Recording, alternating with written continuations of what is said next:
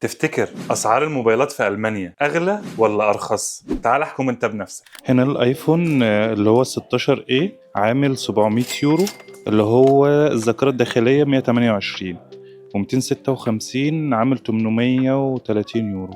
الأسعار هنا هيت لو هي مش ظاهرة معاكم.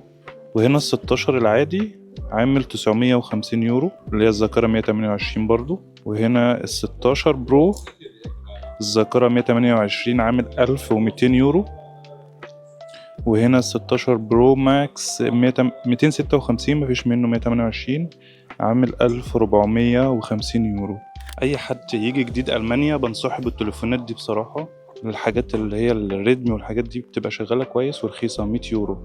معانا أول تليفون شاومي نوت 14 4G 6 جيجا رام و128 جيجا بايت ذاكرة داخلية. التليفون عامل 168 يورو.